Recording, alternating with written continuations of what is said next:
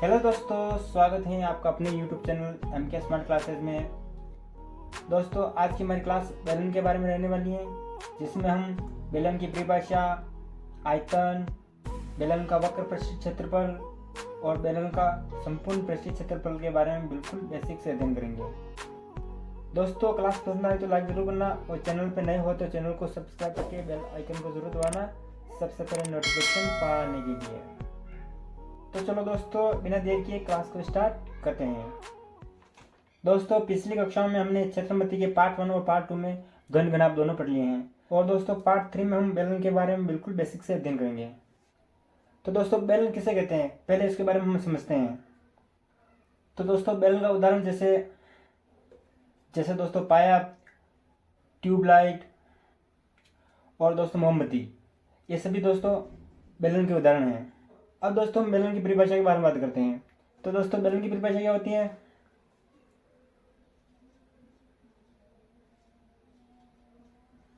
परिभाषा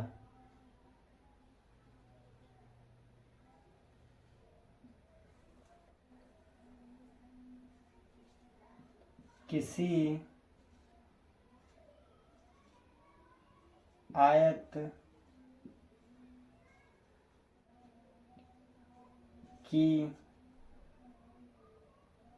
एक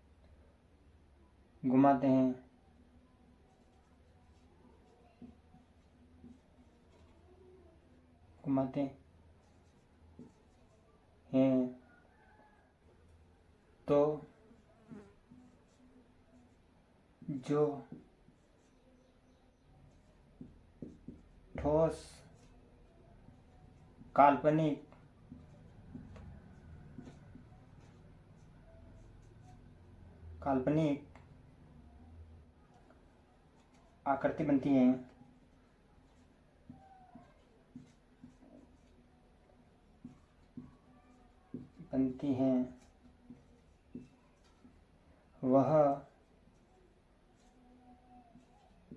आकृति बनती हैं वह बेलन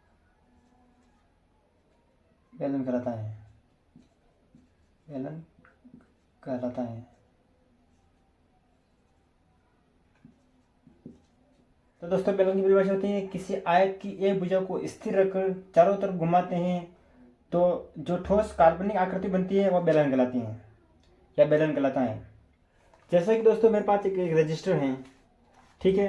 तो दोस्तों ये क्या है, एक आयत है और आयत में क्या होता है दोस्तों, आमने सामने भुजा समान होती हैं, ठीक है। तो दोस्तों आयत की एक भुजा को, यानी कि दोस्तों इस भुजा को मैं या कोई सी भी एक भुजा को हम स्थिर रख लेते हैं, स्थिर रखकर चारों तरफ घुमाते हैं। तो जैसे कि दोस्तों ये भुजा स्थिर हो गई। अब दोस्तों इसको हम क्या करते हैं, इसको चारों तरफ घुमाते हैं, ठीक है दोस्तों। इसको मैंने चारों तरफ घुमाया, तो दोस्तों चारों तरफ घुमाते हैं जो ठोस काल्पनिक आकृति बनती है वह बेलन कहलाती है। तो दोस्तों ये एक प्रकार से बेलन बन गया है, ठीक है दोस्तों। ये क्या है, एक प्रकार का बेलन, ठीक है। तो दोस्तों मेरे हिसाब से आपको समझ में आ रहा होगा कि मैं क्या बताना चाह रहा हूँ। यानी कि दोस्तों मैं ये एक बेलन बना दिया, यानी कि एक आयत से मैंने क्या बनाया, बेलन बनाया, ठीक है। दोस्तों आप चित्र में भी देख सकते हो, ये क्या एक आयत है, ठीक है दोस्तों। इस आयत को दोस्तों, इस भुजा को हम स्थिर रखेंगे और इसको हम लुढ़काएंगे। तो दोस्तों ये लुढ़काएंगे तो दोस्तों एक प्रकार का हमारा क्या बनेगा, बेलन बनेगा, ठीक है दोस्तों। मेरे हिसाब से दोस्तों आपको समझ में आ रहा होगा कि मैं आपको क्या बताना चाह रहा हूँ, ठीक है दोस्तों। तो दोस्तों और आगे हम बात करते हैं बेलन के बारे में। और दोस्तों जो बेलन में जो ये उपला भाग होता है, जो उपला सिरा, सेम आकृति का निचला भी सिरा होता है, ठीक है। यानी कि दोस्तों ये जो ये वृत्तीय भाग है, ये दोनों भाग समान होते हैं। अगर दोस्तों ये इस प्रकार होगा तो दोस्तों ये एक प्रकार का बेलन नहीं होगा, इसको हम बेलन नहीं कहेंगे, ठीक है। तो दोस्तों एक बेलन के 3 भाग होते हैं, ठीक है। दो तो वृत्तीय भाग और एक वक्र भाग। तो दोस्तों वक्र भाग ये कहलाता है जो ये वाला भाग है ना, ये वाला जो ये ये वाला भाग, ये वक्र भाग कहलाता है। ठीक है। और ये दो भाग है ना, ये नीचे वाला और ऊपर वाला, ये दोस्तों वृत्तीय भाग कहलाता है। ठीक है। यानी कि इनकी आकृति कैसी होती है दोस्तों, वर्ताकार होती है। और जो वक्र भाग होता है दोस्तों, इसकी आकृति कैसी होती है, आयताकार होती है। तो दोस्तों हम लिखते हैं कि एक बेलन में एक बेलन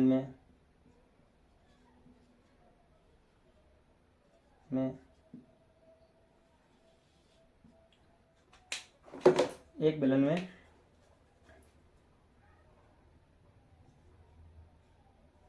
एक वक्र पृष्ठ भाग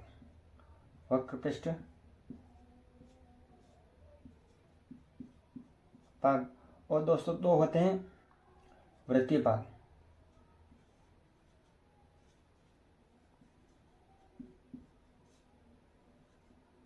ठीक है। तो दोस्तों वक्र पृष्ठ भाग कौन सा होता है, जो दोस्तों ये जो है ना, ये वाला भाग, ये दोस्तों जो ये गोल गोल लिपटा हुआ है इसके। ठीक है। तो दोस्तों ये वाला भाग कौन सा होता है, वक्र पृष्ठ भाग।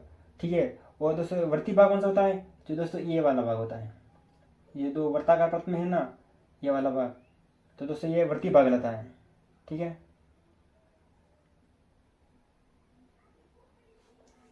यानी कि दोस्तों ये जो ये वाला भाग है, ये चारों लिपटा हुआ है ये जो। ठीक है। ये तो दोस्तों इसकी ऊंचाई होगी ये h। ठीक है। तो दोस्तों ये जो चारों तरफ लिपटा हुआ है ये वाला भाग तो दोस्तों वक्र पृष्ठ कहलाता है। ठीक है। जो लुढ़कने वाला भाग दोस्तों, इसको हम लुढ़काएंगे तो इस प्रकार लुढ़केगा। तो दोस्तों लुढ़कने वाला जो भाग होता है वो वक्र पृष्ठ भाग कहलाता है। ठीक है। और दोस्तों जो एक ये वाला भाग और एक ये वाला भाग, ये दोनों दोस्तों क्या कहलाता है, वृत्तीय भाग। ठीक है। ये वर्ताकार में होते हैं। और दोस्तों जो बेलन में जो ये वाली ऊंचाई होती है, इसको दोस्तों हम h बोलते हैं। ठीक है। तो दोस्तों मेरे हिसाब से आपको समझ में आ गया होगा कि बेलन किस प्रकार दिखता है, बेलन की परिभाषा और बेलन में क्या क्या होता है। ठीक है। तो चलो दोस्तों बेलन के बारे में और आगे बढ़ते हैं। इसको मैं मिटा देता हूँ। तो चलो दोस्तों हम बेलन के आयतन के बारे में बात करते हैं।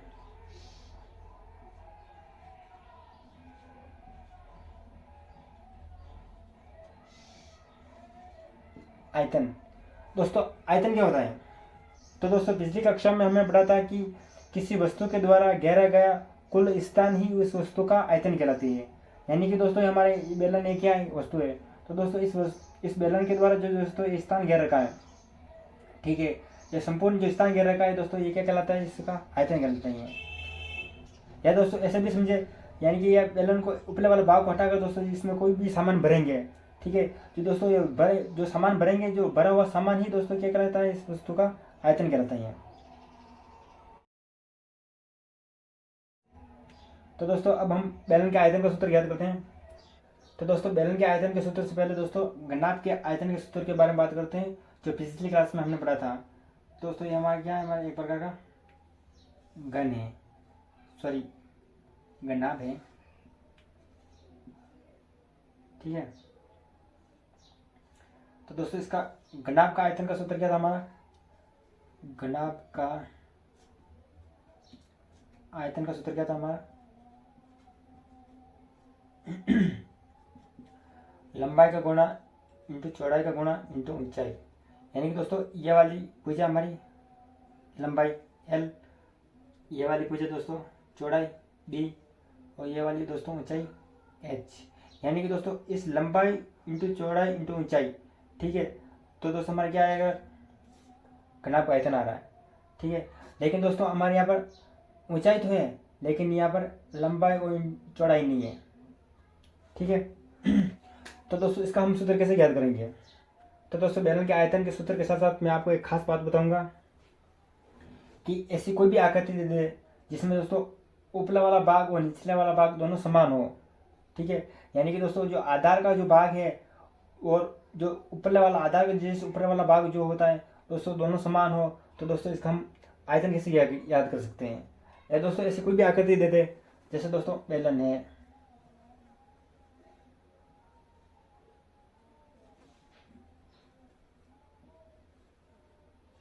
ठीक है, या दोस्तों या त्रिभुज प्रिज्म दे दे,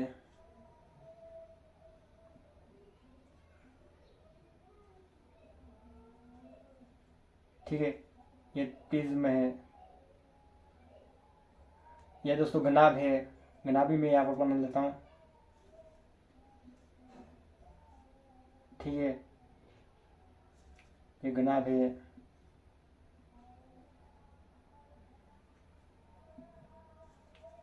ठीक है। या दोस्तों घन भी ले लो इसमें, ठीक है।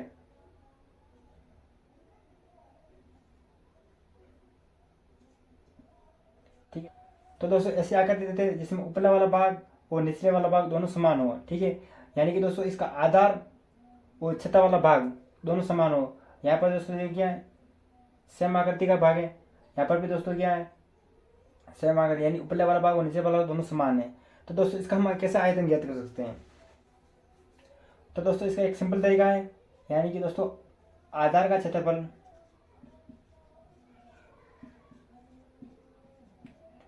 गुणा ऊंचाई, ठीक है। तो दोस्तों इस सूत्र की सहायता से दोस्तों इन सब का हम आयतन ज्ञात कर सकते हैं। तो दोस्तों हमारे पास क्या है, बेलन है, ठीक है। तो दोस्तों इसका सूत्र क्या होगा, यानी कि दोस्तों ये जो निचले वाला भाग है, ठीक है, ठीक है, ये निचले वाला भाग क्या है दोस्तों, ये निचले वाला भाग दोस्तों ये क्या है, ये इसका आधार है, ठीक है। और दोस्तों ये क्या है, वृत्त है, ठीक है। तो दोस्तों इसका जो क्षेत्रफल होगा, इस क्षेत्रफल का गुणा दोस्तों हम ऊंचाई के साथ कर देंगे तो हमारा क्या आ जाएगा, आयतन आ जाएगा। इस प्रकार दोस्तों ये क्या है, त्रिभुज है। तो दोस्तों इस त्रिभुज का क्षेत्रफल का गुणा दोस्तों इस ऊंचाई के साथ करेंगे तो दोस्तों इस चित्र का भी क्षेत्रफल आ जाएगा। दोस्तों यहाँ पर हमारे क्या है, आयत है, ठीक है।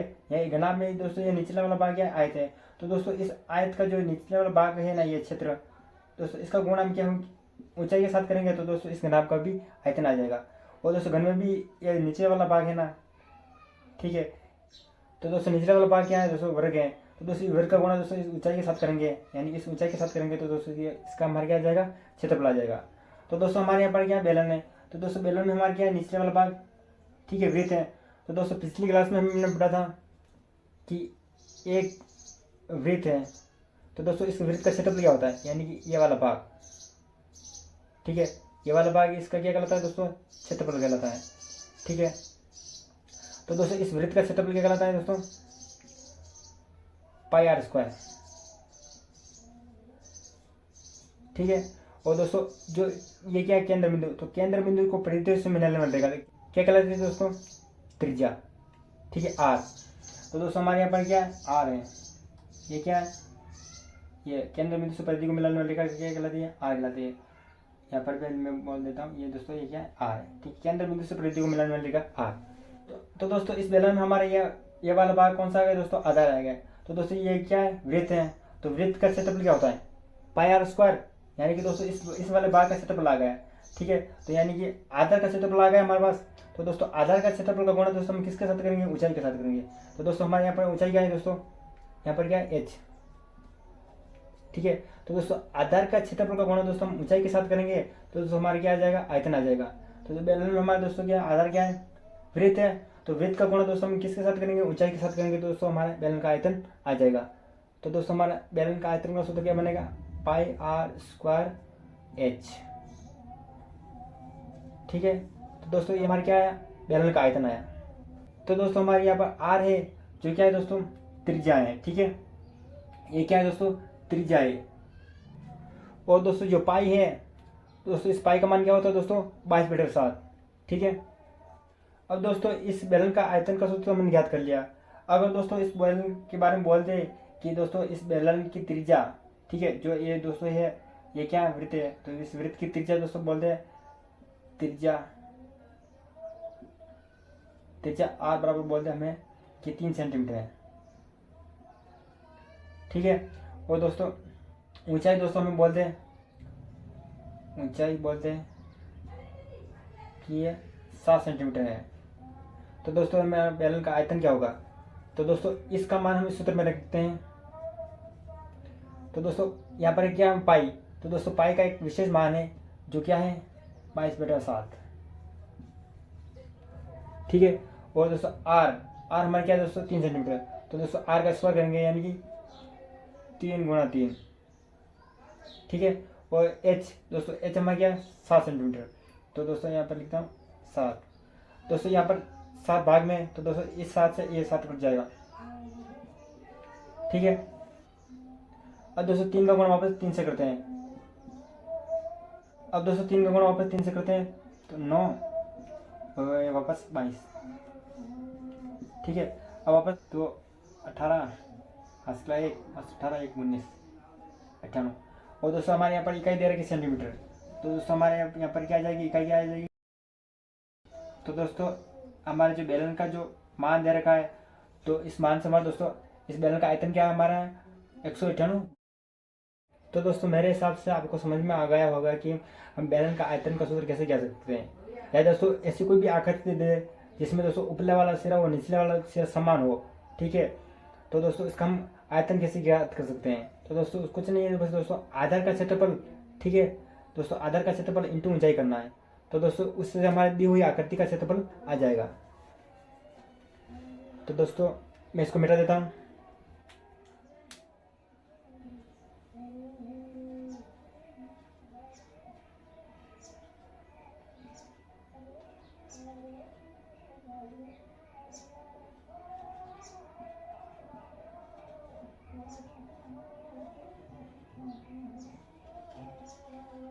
तो अब हम बेलन के वक्र पृष्ठ के क्षेत्रफल के बारे में बात करते हैं। तो दोस्तों वक्र पृष्ठ क्या होता है, जैसा कि दोस्तों मेरे पास ये मान लो बेलन है, ठीक है, दोस्तों ये जो ये वाला भाग है जो ऊपर से लेकर नीचे तक, वो जो ये गोल वाला भाग, ठीक है, जो सिमटा हुआ है, ठीक है, ये दोस्तों ये वाला भाग ये क्या कहलाता है, वक्र पृष्ठ कहलाता है। तो दोस्तों मेरे पास ये बेलन है, ठीक है, इस बेलन को मैं कट लगा के खोलता हूँ जैसे, ठीक है, तो दोस्तों इस कट लगा के खोलूंगा, यानी कि इस बेलन को मैं यहाँ से कट लगा कर खोलता हूँ। जैसे दोस्तों इसको ओपन करूँगा या खोलूँगा तो दोस्तों ये मेरे पास क्या आएगा, आयत आएगा, ठीक है। तो दोस्तों जो ये आयत वाला भाग है, ये वाला भाग, ठीक है, ठीक है, ये वाला भाग ही दोस्तों क्या कहलाता है, वक्र पृष्ठ कहलाता है। या दोस्तों इसको ऐसे भी बोल सकते हैं, जो लुढ़कने वाला भाग हो, ठीक है, जो लुढ़कने वाला भाग है वह वक्र पृष्ठ कहलाता है। तो दोस्तों जो आयत का क्षेत्रफल है वही दोस्तों क्या कहलाता है, वक्र पृष्ठ कहलाता है। यानी कि दोस्तों कहने का मतलब जो ये बेलन है, ठीक है, इस बेलन को मैं यहाँ से काट देता हूँ, ठीक है, यानी कि दोस्तों मैं इससे यहाँ पर कट लगाता हूँ, ठीक है। तो दोस्तों कट लगाता हूँ तो दोस्तों मैं इसको जैसे ही खोलूँगा तो दोस्तों ये यहाँ पर दोस्तों ये क्या आ जाएगा, ये इसको मैंने खोला, ठीक है, इस वाला भाग को खोला तो दोस्तों क्या आ जाएगा, मेरे पास आयत आया, ठीक है। तो दोस्तों ये आयत आ गया। तो दोस्तों आयत का क्षेत्रफल क्या होता है दोस्तों, ये वाला लंबाई क्या है दोस्तों, लंबाई, ठीक है। और दोस्तों जो ये वाले भाग हैं, ठीक है, ये दोस्तों मेरे पास क्या आएगी दोस्तों, एच आएगी, क्योंकि दोस्तों ये क्या है, हाइट है। तो जैसे मैं इसको ओपन करूंगा तो दोस्तों जो ये वाला भाग यहाँ से खुलेगा, ठीक है, तो दोस्तों ये वाला भाग यहाँ से खुलेगा तो दोस्तों ये तो मेरी क्या आ जाएगी दोस्तों, यहाँ पर लंबाई आ जाएगी, ठीक है, क्योंकि दोस्तों नीचे से यहाँ पर मैंने कट लगाया तो दोस्तों ये जैसे मैं इसको ओपन करूंगा तो दोस्तों ये वाला भाग मेरा क्या आ जाएगा, यहाँ पर लंबाई आ जाएगी। और दोस्तों जो ये वाला सिरा है, ये वाला भाग, ठीक है, यानी कि जो इसकी ऊंचाई है तो दोस्तों मेरे क्या आ जाएगी दोस्तों, इसकी चौड़ाई आ जाएगी। तो मैं इसको यहाँ पर लिखता हूँ दोस्तों एच। तो दोस्तों हमारे इस बेलन में ये नीचे वाला जो आधार है ये क्या दोस्तों, वृत्त है, ठीक है।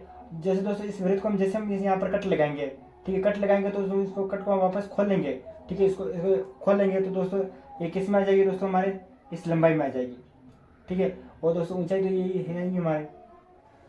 तो दोस्तों जो ये वाली लंबाई है, जो ये पूरी वृत्त के चारों जो लंबाई है दोस्तों, ये क्या कहलाती है दोस्तों, परिधि कहलाती है दोस्तों। और पिछली कक्षा में हमें पढ़ा था तो वृत्त की परिधि क्या होती है, वृत्त की परिधि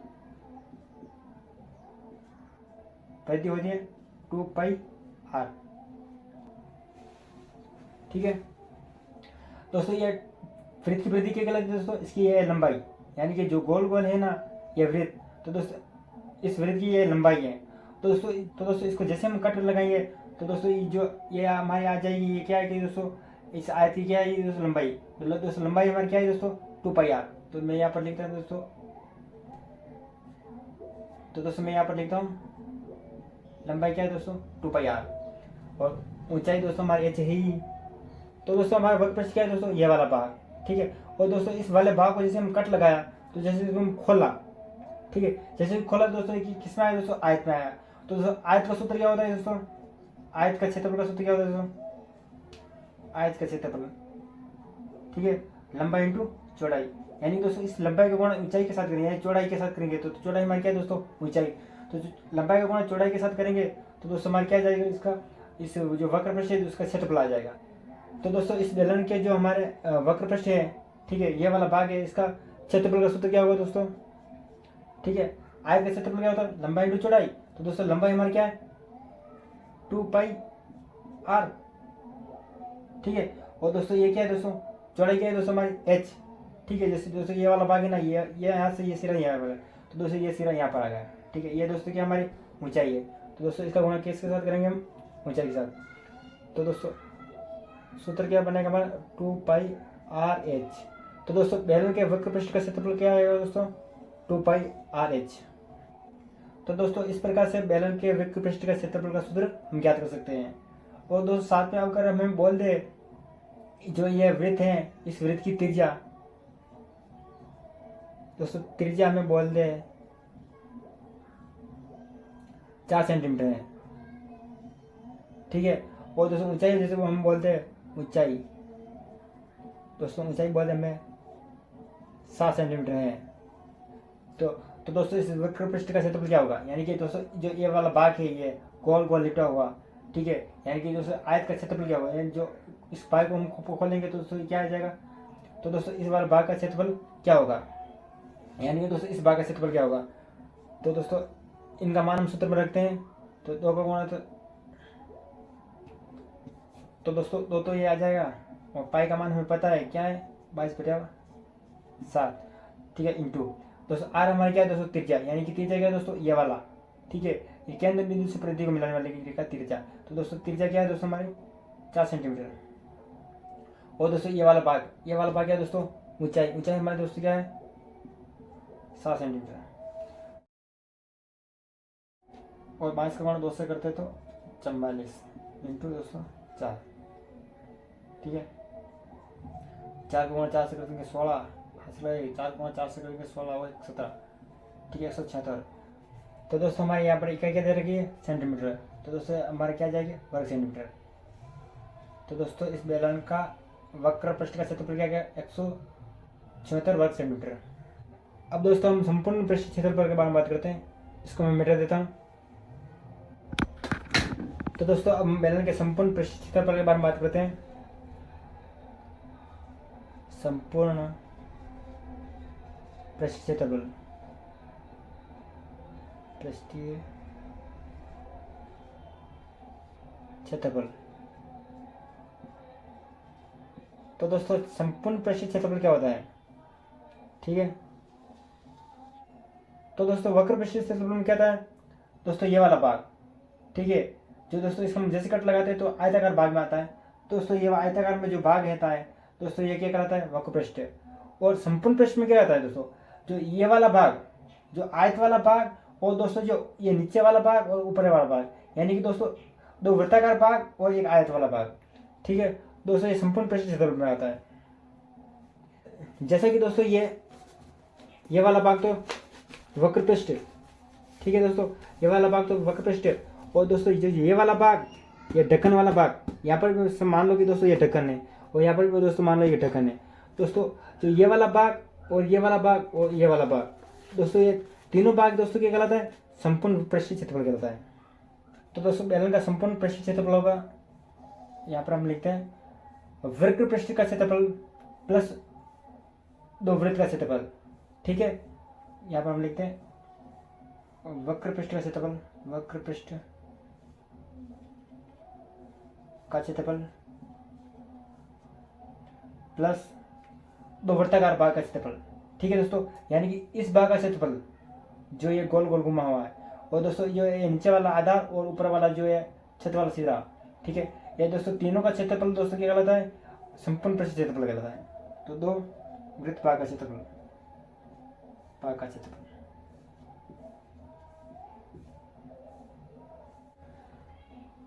तो दोस्तों यहाँ पर वक्र पृष्ठ का क्षेत्रफल तो दोस्तों मैंने जस्ट आगे बढ़ा था कि वक्र पृष्ठ का क्षेत्रफल क्या है दोस्तों? सूत्र क्या होता है? 2πrh।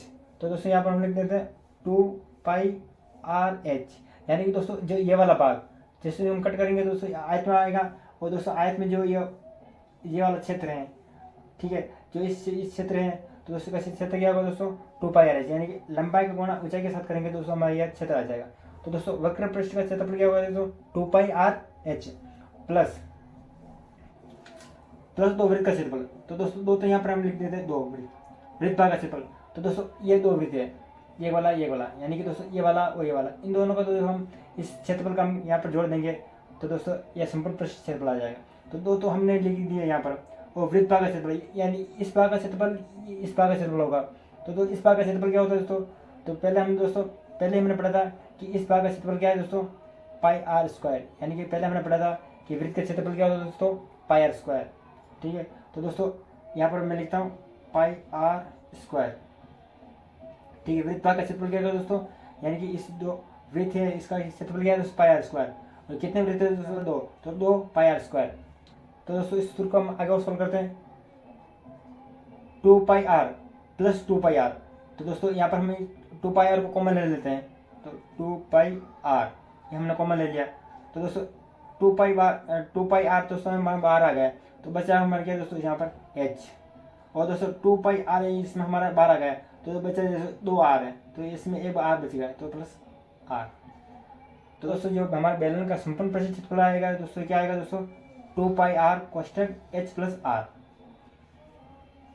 तो दोस्तों इस प्रकार से हम बेलन के वक्र पृष्ठ का क्षेत्रफल प्लस 2 वृत्त भाग का क्षेत्रफल दोनों को मिलाकर हम संपूर्ण पृष्ठीय क्षेत्रफल ज्ञात कर सकते हैं। तो दोस्तों बेलन के संपूर्ण पृष्ठीय क्षेत्रफल का उदाहरण भी हम कर लेते हैं। दोस्तों इस बेलन में बोलते हैं कि ऊंचाई, ठीक है दोस्तों, ऊंचाई हम बोलते हैं कि 12 सेंटीमीटर है। और दोस्तों त्रिज्या आर बोलते हैं, यहाँ पर लिखते थे त्रिज्या दोस्तों हम बोलते हैं कि 7 सेंटीमीटर है। ठीक है, 7 सेंटीमीटर है। तो दोस्तों इस बेलन का संपूर्ण पृष्ठीय क्षेत्रफल क्या होगा? तो दोस्तों इनका मान हम इस सूत्र में रखते हैं। यानी कि दोस्तों ऊंचाई ये वाली 12 सेंटीमीटर और त्रिज्या दोस्तों ये क्या है? त्रिज्या 7 सेंटीमीटर है। तो दोस्तों इस बेलन का संपूर्ण पृष्ठीय क्षेत्रफल क्या होगा? तो दोस्तों इसका मान रखते हैं हम 2। ठीक है, और दोस्तों यहाँ पर क्या पाई का मान क्या है दोस्तों? 22/7। ठीक है, इंटू दोस्तों आर क्या आर हमारा 7 सेंटीमीटर। कोष्टक एच दोस्तों हमारे क्या है? एच ऊंचाई दोस्तों क्या हमारी 12 प्लस आर क्या दोस्तों? आर हमारा त्रिज्या 7 सेंटीमीटर। तो दोस्तों इसको हम सॉल्व करते आगे। यानी कि 7 का भाग 7 में चल जाएगा, यानी 7 से 7 कट जाएगा, और इसका गुणा करेंगे 22 का गुणा 2 से करेंगे तो 44 हो जाएगा। ठीक है, इंटू दोस्तों कोष्टक 12 + 7 दोस्तों 19 हो जाएंगे। ठीक है, अब वापस इनको दोस्तों आगे सॉल्व करते हैं। तो दोस्तों 44 का गुणा 19 से कराएंगे, यानी कि 44 का गुणा 19 से कराएंगे, यानी 4 36 36 का 6 5 का 3 5 4 36 36 3 यानी कि 39 बस 4 4 यानी 6 और ये हो जाए 13 और ये 4 और 4 8 836। तो दोस्तों ये 836। और दोस्तों हमारी इकाई क्या दे रखी? सेंटीमीटर। तो दोस्तों यहाँ पर आ जाएगा वर्ग सेंटीमीटर। तो दोस्तों इस बेलन का संपूर्ण पृष्ठीय क्षेत्रफल क्या आएगा दोस्तों? 836 वर्ग सेंटीमीटर। यानी दोस्तों इस वाले भाग का क्षेत्रफल और दोस्तों 2 वृत्ताकार भाग का क्षेत्रफल क्या आएगा दोस्तों? हमारे 836 वर्ग सेंटीमीटर। धन्यवाद दोस्तों।